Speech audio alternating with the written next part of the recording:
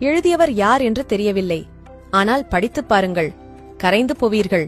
வாழைத் தோட்டத்திற்குள் வந்து முளைத்த காட்டுமரம் நான். எல்லா மரங்களும் ஏதாவது ஒரு கனி கொடுக்க எதுக்கும் உதவாத முள்ளு மரம் நான். தாயும் நல்லவள், தகப்பனும் நல்லவன். தரிகெட்டு போனதென்னவோ நான். படிப்பு வரவில்லை, படித்தாலும் ஏறவில்லை.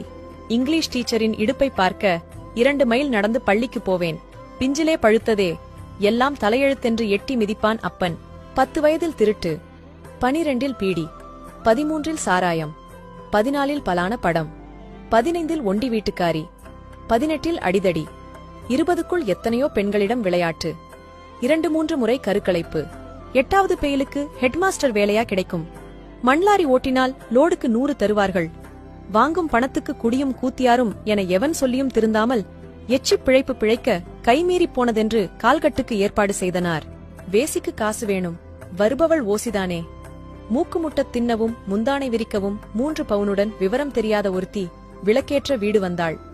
வயிற்றில் பசித்தாலும் வயிற்றுக்கு கீழ் பசித்தாலும் வக்கணையாய் பரிமாறினாள். தின்னு கொழுத்தேனே தவிர மருந்துக்கும் திருந்தவில்லை. 3 பவுன் போட முட்டா பயலானான். இன்னும் 5 வேண்டுமென்று இடுப்பில் மிதித்து அவள் அப்பா வீட்டிற்கு அனுப்பி வைக்க கறவை மாட்டை விற்று 5 பவுனுடன் வீட்டுக்கு வந்தாள். ஒரு இரவில் அவள் கைப்பிடிக்க தள்ளிப்போனதென்று தள்ளிவிட்டாள். இருக்கும் சனி போதாதென்று இன்னொரு சனியா? மசக்கை என்று சொல்லி மணிக்கொரு முறை வாந்தி. வயிற்றை காரணம் காட்டி வாய்க்கு ருசியாய் சமைப்பதில்லை. சாராயத்தின் வீரியத்தால் சண்டையிட்டு அவளை வெளியே அனுப்ப தெருவில் பார்த்தவரெல்லாம் சாபம் விட்டு போவார்கள். கடைசி 3 மாதம் அப்பன் வீட்டுக்கு அவள் போக கறிவேப்பிலைக்காரி ஒருத்தி வாசனையாய் வந்து போனாள்.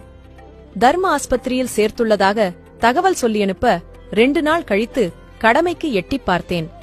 கருகருவென என் நிறத்தில் பொட்டபுள்ள. எவன் கேட்டான் இந்த மூதேவியை? கள்ளிப்பால் கொடுப்பாயோ, கழுத்தை திருப்புவாயோ, ஒத்தையாக வருவதானால் 1 வாரத்தில் வந்துவிடு என்று சொல்லி திரும்பினேன். 6 மாதமாகியும் அவள் வரவில்லை.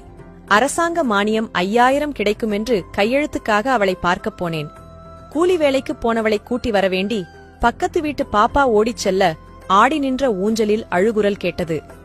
சகிக்க முடியாமல் எழுந்து தூக்கினேன். அதே அந்த பெண் குழந்தை. அடையாளம் தெரியவில்லை, ஆனால் அதே கருப்பு. கள்ளிப்பாலில் தப்பித்து வந்த அது என் கைகளில் சிக்கிக் கொண்டது. வந்த கோபத்திற்கு வீசி எறியவே தோன்றியது. தூக்கிய நொடி முதல் சிரித்துக் கொண்டே இருந்தது.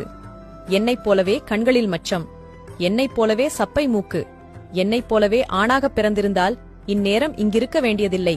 பல்லில்லா வாயில் பெருவிரலைத் தின்கிறது. கண்களை மட்டும் ஏனோ சிமிட்டாமல் பார்க்கிறது. ஒரு கணம் விரல் எடுத்தால் உதைத்துக் கொண்டு அழுகிறது.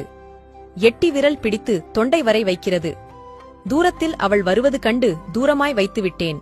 கையெழுத்து வாங்கிக் கொண்டு கடைசி பஸ்ஸுக்கு திரும்பி வருகிறேன். முன் சீட்டில் இருந்த குழந்தை மூக்கை எட்டிப் பிடிக்க நெருங்கியும் விலகியும் நெடுநேரம் விளையாடிக் கொண்டிருந்தேன். ஏனோ அன்றிரவு தூக்கம் நெருங்கவில்லை. கனவு கூட கருப்பாயிருந்தது. வெளிச்சம் வரும் வரை காத்திருந்தேன். போட்ட கையெழுத்து பொருந்தவில்லை என்ற பொய்த்தனத்தோடு இன்னொரு கையெழுத்துக்கு மீண்டும் சென்றேன். அதே கருப்பு, அதே சிரிப்பு, கண்ணில் மச்சம், சப்பை மூக்கு, பல்லில்லா வாயில் பெருவிரல் தீனி. ஒன்று மட்டும் புதிதாய், எனக்கும் கூட சிரிக்க வருகிறது. கடைசி பஸ். ஆனால் பேருந்தில் எந்த குழந்தையும் இல்லை. வீடு நோக்கி நடந்தேன். பாதி வழியில் கறிவேப்பிலைக்காரி கைப்பிடித்தாள். உதறிவிட்டு நடந்தேன். தூக்கமில்லை நெடுநேரம். பெருவிரல் ஈரம் பட்டதால் மென்மையாக இருந்தது. முகர்ந்து பார்த்தேன். விடிந்தும் விடியாததுமாய் காய்ச்சல் என்று சொல்லி அவளை ஊருக்கு வரச் சொன்னேன். பல்கூட விளக்காமல் பஸ் ஸ்டாண்டுக்கு சென்று விட்டேன். பஸ் வந்ததும் லக்கேஜை காரணம் காட்டி குழந்தையைக் கொடு என்றேன். பல்லில்லா வாயில் பெருவிரல். இந்த முறை பெருவிரலைத் தாண்டி ஈரம் எங்கோ சென்று கொண்டிருந்தது. தினமும் என் மீது படுத்துக்கொண்டு பொக்கை வாயில் கடிப்பாள். அழுக்கிலிருந்து அவளை காப்பாற்ற நாளுக்கு 4-5 முறை குளிப்பேன். பான்பராக் வாசனைக்கு மூக்கைச் சொறிவாள். விட்டுவிட்டேன். சிகரெட் ஒரு முறை சுட்டுவிட்டது. விட்டுவிட்டேன். சாராய வாசனைக்கு வாந்தி எடுத்தாள். விட்டுவிட்டேன். ஒரு வயதானது. உறவுகளெல்லாம் கூடி நின்று அத்தை சொல்லு, மாமா சொல்லு, பாட்டி சொல்லு, அம்மா சொல்லு என்று சொல்லிக் கொடுத்துக் கொண்டிருந்தார்கள். எனக்கும் ஆசையாக இருந்தது. அப்பா சொல்லு என்று சொல்ல முடியவில்லை. ஏதோ என்னை தடுத்தது. ஆனால் அவளை எதுவும் தடுக்கவில்லை. அவள் சொன்ன முதல் வார்த்தையே அப்பாதான். அவளுக்காக எல்லாவற்றையும் விட்ட எனக்கு அப்பா என்ற அந்த வார்த்தைக்காக உயிரை கூட விடலாம் என்று தோன்றியது. அவள் வாயிலிருந்து வந்த அந்த வார்த்தைக்காக மீண்டும் பிறந்தேன். இந்த சாக்கடையை அன்பாலேயே கழுவினாள். அம்மா சொல்லித் திருந்தவில்லை, அப்பா சொல்லித் திருந்தவில்லை, ஆசான் சொல்லித் திருந்தவில்லை, நண்பர்கள் சொல்லித் திருந்தவில்லை, நாடு சொல்லியும் திருந்தவில்லை. முழுசாய் 3 வார்த்தை பேச வராத இந்த முகத்தை பார்த்து திருந்திவிட்டேன். வளர்ந்தாள். நானும் மனிதனாக வளர்ந்தேன். படித்தாள். என்னையும் படிப்பித்தாள். திருமணம் செய்து வைத்தேன். 2 குழந்தைகளுக்கு தாயானாள். 2 குழந்தைகளுமே பெரியவர்களாய் வளர்ந்து விட்டார்கள். நானும் கூட தாத்தாவாகிவிட்டேன்.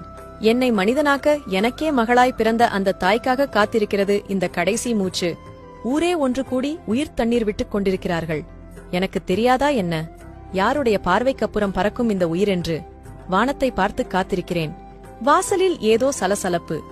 நிச்சயம் என் மகளாகத்தான் இருக்கும். என் பெருவிரலை யாரோ தொடுகிறார்கள். அதோ அது அவள்தான். மெல்ல சாய்ந்து என் முகத்தை பார்க்கிறாள். என்னைப் போலவே கண்களில் மச்சம், சப்பை மூக்கு, கருப்பு நிறம், நரைத்த தலைமுடி, தளர்ந்த கண்கள். என் கைகளை முகத்தில் புதைத்துக் கொண்டு அப்பா அப்பா என்று குமுறி குமுறி அழுகிறாள். அவள் எச்சில் என் பெருவிரலிட உடல் முழுவதும் ஈரம் பரவ ஒவ்வொரு புலனும் துடித்து அடங்குகிறது. தாயிடம் தப்பி வந்த மண்ணும் கல்லும் கூட மகளின் கைப்பட்டால் காந்தச் சிலையாகும். இதை படிக்கும்போது கண்கள் ஈரமானால் நீங்கள் நல்ல தகப்பனாக, பாசமுள்ள பிள்ளையாக இருப்பீர்கள். எழுதியவர் யார் என்று தெரியவில்லை. ஆனால் மறுபடியும் படித்துப் பாருங்கள். கரைந்து போவீர்கள். அனைவருக்கும் பகிருங்கள். இதுபோல பயனுள்ள பதிவுகளுக்கு ஜே ஹெல்த் பக்கத்தை ஃபாலோ செய்யுங்கள். நன்றி.